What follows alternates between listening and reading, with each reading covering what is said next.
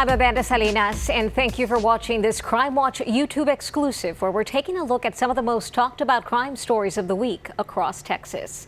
We begin in Austin, where police continue to investigate the city's latest homicide on East 6th Street that happened early in the morning of September 4th. Police say a man was seen walking in the entertainment district bleeding from his stomach. He was taken to the hospital and later died. During the investigation, some streets were shut down, including parts of Congress Avenue. 52 homicides have been reported in Austin so far this year, trending close to the record 88 homicides reported last year, leaving some concern about another violent crime. As someone who lives here and is law-abiding and has a reverent respect for backing the blue and what our police officers do, but we're in a crisis. We have a big crisis here. I grew up in San Antonio, and we're thinking about migrating back in a couple years because of the crime. Meanwhile, a new semester is underway at the University of Texas, and students there are also concerned about safety following a series of recent violent crimes on and around campus. Fox 7 Austin's John Krinjak has the story. Sophomores Valerie and Denise Longoria saw their phones blowing up this weekend. UT always sends us alerts to be careful about when it happened and what time. Alerts about a stabbing and robbery on the drag, as well as a homicide in the entertainment district. An Austin police officer working the entertainment district downtown was flagged down by a victim.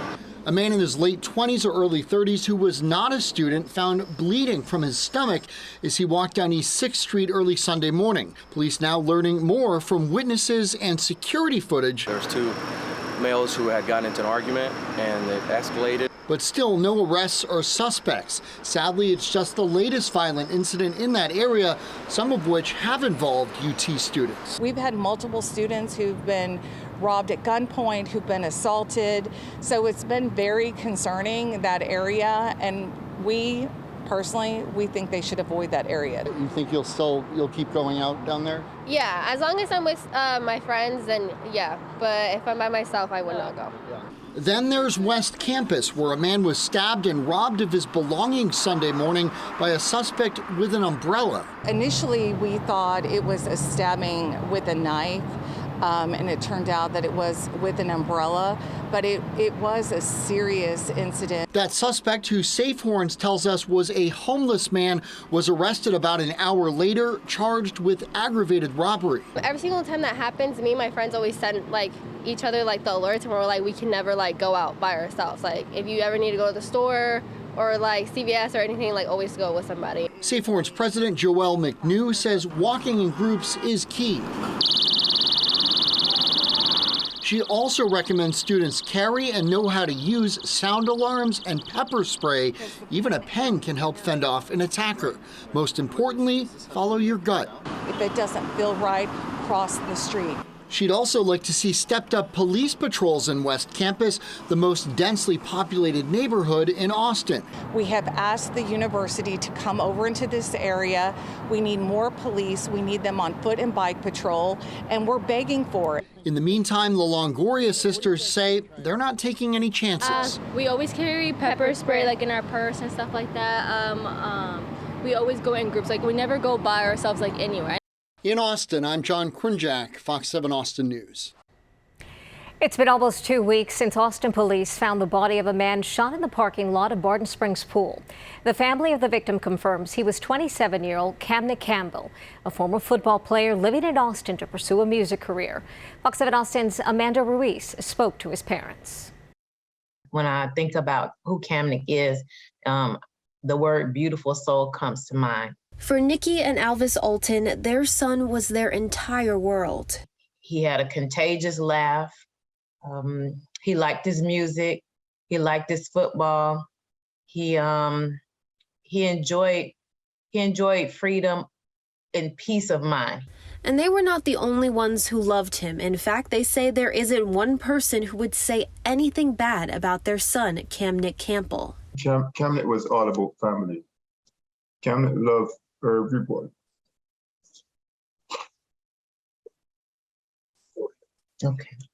But on August 25th, their world came to a stop when Kamnik was found fatally shot in Zilker Park. I was floored because he is the very last individual that you would think would be taken out in this manner. A senseless, violent act. Austin police say Kamnik was found around 5 a.m. next to his car that was riddled with bullet holes. His parents have no idea how this could have happened. My soul is empty, empty, empty, empty. They took Kamnik from us. Kamnik didn't deserve that. They say their son moved to Austin months ago from their home in Houston because he believed there were more opportunities there. In college, Kamnik was a standout football player at ECU in Oklahoma, setting a single-season record for tackles as a linebacker. In Austin, Kamnik was a delivery driver for DoorDash, a job his mom said he loved on top of his love for music. She says it's now her duty to continue fighting for her son's justice, all while she continues to pick up the pieces of her broken heart. I'm going to miss my baby. The way he smells, everything. I'm going to miss him. Amanda Ruiz, Fox 7 Austin News. We're learning more about a deadly hit and run that took the life of an Austin woman. The incident happened in the Circle C neighborhood and killed a 70-year-old woman. The teenager is now in custody.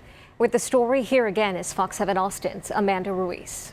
On August 17th, around 8:30 in the morning, Sandra Nielsen and her husband of 49 years, Milton, were taking a walk around the Circle C neighborhood which they lived in.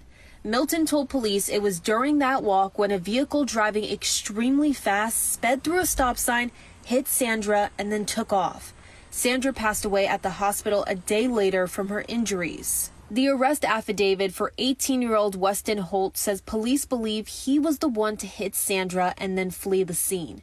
Neighbors tell police they recognize the car involved as a car that regularly drove around the neighborhood by a young man, later said to be Holt's. However, after the accident, the young man and the car hadn't been seen since. Police were able to get a search warrant on Holt's phone after further investigation pointed to him as a suspect. Through that, they were able to track down his place of work and his manager, who told police he received a text from Holtz at 8:41 a.m. the day of the accident saying, quote, "I'm running into a lot of traffic. I will be a few minutes late. Just wanted to let you know." That text was sent 6 minutes after the hit and run. A few days later, the manager received another text from Holtz, this time saying he was moving to California because he got into jewelry school. The affidavit reveals the vehicle connected to the accident and driven by Holtz was found parked at his grandma's home in Santa Rosa. The car was seized and a warrant was issued for Holtz, but he was already on a flight back to Austin to turn himself in. Amanda Ruiz, Fox 7 Austin News. It's not a cold case, but the trail has gone cold. Austin police say they need help tracking down a man who they believe murdered a teenager almost 2 years ago. Fox 7 Austin's Rudy Koski brings us up to date. Austin police say 16-year-old Luke Kemper was found shot September the 29th, 2020, after a group of people met up for a drug deal. From the beginning, investigators were having a hard time with this case. Here's what Fox 7 was told just a few days after the murder. The people who were with him were not completely honest with the Austin Police Department detectives as we were asking what happened and the circumstances surrounding Luke's murder.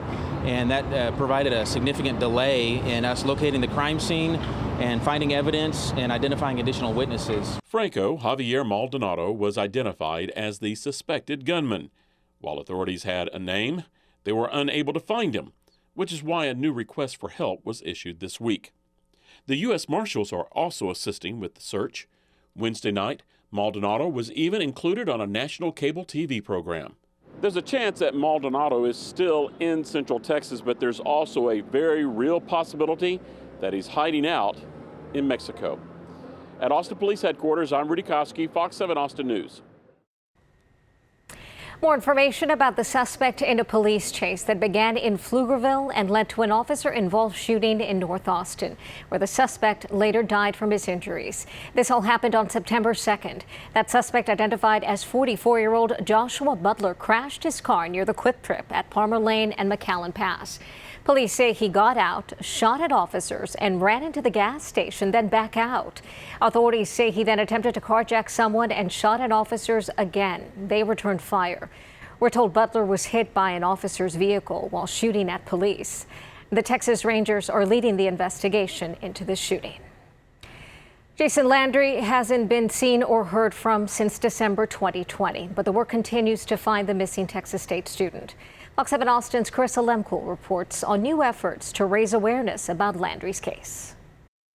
21 months. Nobody just disappears. Where is this young man? December 13th, 2020, 21-year-old Texas State student Jason Landry went missing while on the drive home from school.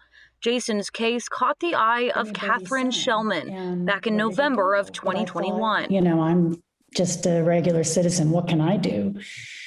And then I thought, you know what? I'm a mother. I'm a parent. There is something I can do. She helped get 2 banners put up in Luling, but they were only given 6 months.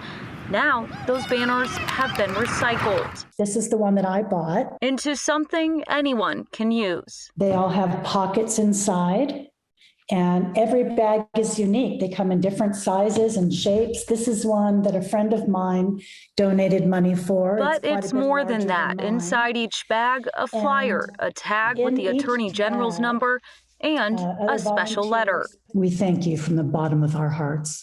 Humbly yours, Lisa Landry, Jason's mom. 50 bags that took around 50 hours to make, hand sewn by volunteers with the VFW post in Buda, now selling to raise the money to keep going and keep Jason's story in the spotlight. You know that old saying, it takes a village to raise a child. Well, it's taking an entire community to bring one home. That was Fox 7 Austin's Carissa Lemkel reporting. Out of the 50 bags, there's still a handful left. They're asking for a donation of $25 to $40, and money raised will go towards continued efforts to find Jason Landry. If you'd like one, we have the information on fox7austin.com. We head to Dallas now, where surveillance video from the Irving Mall shows a man setting down a child's car seat to open fire on another mall goer. Macy Jenkins from our sister station, Fox 4 in Dallas, brings us the story. There just was a bunch of arguing and we heard gunshots. A brief confrontation in the food court at Irving Mall ended with shots fired and was captured on surveillance video around 4 o'clock Sunday afternoon. The shooter, wearing a black shirt, appears to be carrying a shopping bag in one hand and a child's car seat in the other. As the doors open, a man in a light-colored shirt walks inside and appears to take a swing at the shooter. The shooter pulls out a gun and fires at the other man. Olivia Wilson was inside on the second floor, about to get a tattoo with her friends. And then we just kind of went to the back of the shop and hid there until police got there. Irving police say they evacuated around 300 people from the mall and recovered several shell casings, but say no one was injured, including the man the shooter was apparently targeting at close range. We have been in contact with that victim. That victim is not being very cooperative, but we do know that the victim and the suspect knew each other. The glass door shattered during the shooting is now boarded up. On Monday, the mall reopened for the holiday, but the south entrance near the food court remained closed. Kind of surprised, but then nothing crazy ever happens over here in the city. I mean, it's normally pretty quiet. Just everyone comes over to the mall or goes to the gym. And while police say the shooting was targeted at one person, it was still a scary situation for shoppers. Just the fact that anybody may be hearing gunshots while they're up here trying to shop or enjoy a movie with their family and friends is alarming. After Sunday's chaotic evacuation, Wilson returned to the mall on Monday. I'm just glad that we weren't in the area that it happened. To get the tattoo she'd been looking forward to. It's for my grandma. She likes to sew and she has dementia. Police say the shooter could be charged with discharging a firearm in a public space. And if there was a child in the car seat, the charge is potential child endangerment. And we end in Houston, where a South Texas man is in jail accused of killing a Galveston teen in a drunk driving crash. As Fox's Shelby Rose reports, 28-year-old Keith Brazier has multiple DUI convictions and was released from prison just hours before the crash. A small memorial now lays at the scene of a deadly crash in Galveston that claimed the life of 14-year-old Mason Nelson Friday evening. I mean, there was no skid. It was just like boom. I mean, nobody had a chance to stop. Denise Garrett lives right in front of where it all happened, on the intersection of 41st Street and Avenue O.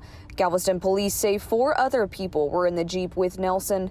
2 are in critical condition. My heart sunk for the mothers, for the fathers, for their parents that And they were just any innocent children, innocent kids coming from a football something over here. The driver of the SUV, 28-year-old Keith Brazier, was arrested and charged with felony murder. He was believed to be drunk at the time. However, this isn't the first charge on his record. Brazier has 3 previous DUI convictions in 2016, 2018, and 2021. To make matters worse, he was released from prison on the charge just hours before the crash. Why? Why 3rd time? It shouldn't have ever happened like that. Should have never been. And I don't know what else to say except for something's got to be done with the system. Garrett says drunk driving is particularly bad on the island, and she wants to see the justice system hand down harsher punishments. You get one time, don't give them that second chance. You're going to get some punishment, big time for one. You know, don't give them 3rd and 4th chances. That's what I think's the problem. They give them too many chances to go on back out there and do it again. And then this happens. And this happens. And then who pays for it? Some innocent child. And Brazier now sits in jail with a $500,000 bond. Shelby Rose, Fox 26 News. Thank you for watching this Fox 7 Austin Crime Watch. Our exclusive Crime Watch reports run each Monday on Fox 7 Austin News at 9.